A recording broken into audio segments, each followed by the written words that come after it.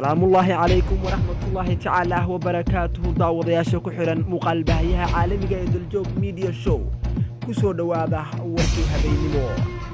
وضعتكم مغلي دونتان عاوة وحا وين شاردا waxbarashada Puntland oo bilowday sixida imtixaanka shahaadiga ah ee dugsiga sare madaxweynaha maamulka Galmudug Axmed Ducaale Geelle Xaaf oo isaga baxay magaalada Dhuusamare guddiga doorashooyinka Puntland oo sheegay inay iscasilayaan wasaaradda amniga Soomaaliya oo sheegtay inay furayso jidadka xiran ee magaalada Muqdisho iyo Itoobiya inqilaab la damacsanaa oo dhiciso wararkaasi oo intaasi ka faahfaahsan waxa caawa la diyaarah wariyaheena سيد علي صومالي عبدي قوليد بسم الله الرحمن الرحيم وابينما سنين حدنا اي سي بخ سافر 20 بيش جون 2019 كسو dhawaada qodobadii aad maqasheen oo faahfaahsan madaxweynaha Galmudug Axmed Ducaale Geelle Xaaf ayaa isaga baxay magaalada Dhuusamare ee caasimadda maamulkaasi Xaaf oo aan ku qanacsanayn wada hadallada u socda dawladda iyo ahlu sunna ayaa maalmihii dambe lagu celinayay Dhuusamare si uu qayb uga noqdo wada hadalka balse Xaaf ayaa arrinkaasi ka biyadiiday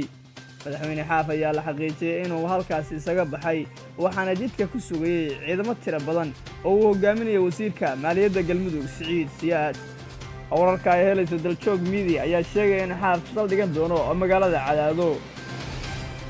wasaaradda waxbarashada iyo tacliinta sare ee maamulka Puntland ayaa sabtidii shalay ahayd bilowday sixitaanka imtixaanka shahaadiga ee fasalka afraad ee dugsiga sare ee Puntland sixida imtixaanka foorka ah ayaa loo xilsaaray ilaa 194 macallin oo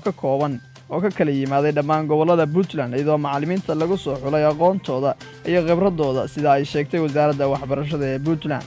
madaxa qiimeynta iyo shahaadooyinka xafiiska imtixaanka wasaaradda waxbarashada ee Puntland Maxamed Siciid Caynsane ayaa sheegay inuu meel wanaagsan u marayo hawsha imtixaanka isla markaana ay si dawlo socdaan hubinta imtixaanka isagoo shaaciyay in bisha July ee soo socota dhexdeeda si rasmi ah loogu dhawaaqi doono natiijada imtixaanka fasalka Form 4 ee dugsiga sare Caynsane ayaa sidoo kale sheegay in imtixaanka Form 4ka ee sanadkan ay saxayaan ilaa 194 macallin oo ka kooban 150 saxayaal ah iyo 32 kormeerayaal ah iyo sidoo kale 12 hubiyaal ah dhinaca kale sixida imtixaanka shahaadiga ee fasalka 8aad ee dugsiga dhexe ayaa wali bilaaban iyadoona la filayo inay bilaabato kadib natiijada Form 4ka guddiga doorashooyinka Puntland oo ku dhawaaqay inay doonayaan inay iscasilaan guddiga ayaa shalay kulan saacada qaatay la yeeshay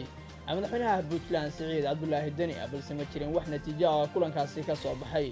warbaahinta lala wadaagay marka laga reebo warar hoose oo sheegay in haatan guddiga ay doonayaan inay gebi ahaanba iscasilaan lama oga wali sababta rasmiga ah ay keentay inay iscasilaan guddiga iyadoo dhawaan xukuumadda Puntland ay sheegtay in la dardar gelin doono nidaamka xisbiyada badan ee Puntland isla markaana degmooyin ka tirsan Puntland si tijaabo ah loogu qaban doono doorashooyinka qof iyo codka ah madaxweynaha Puntland Siciid Cabdullaahi Deni ayaa la filayaa inuu dib u soo magacaabo guddi cusub oo halkaasi ka sii ambaqaada hawsha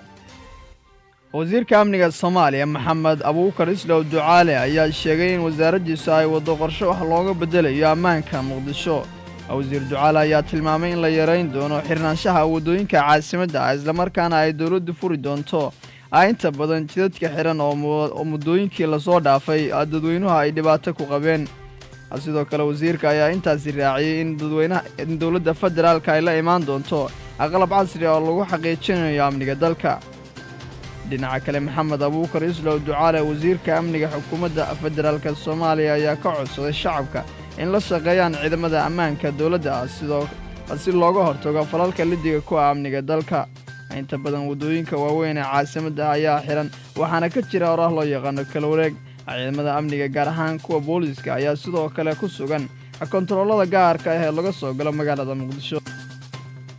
wararka dhanka caalamka ee idin haysta Daljoog Media waxa kamid ah ra'iisul wasaaraha Itoobiya Abiy Ahmed ayaa sheegay in la dilay ataliyaha guud ee ciidamada Itoobiya General Seri Mekanan kadib isku day afgambi oo ka dhacay magaalada Bahardar ee gobolka Amhara Itoobiya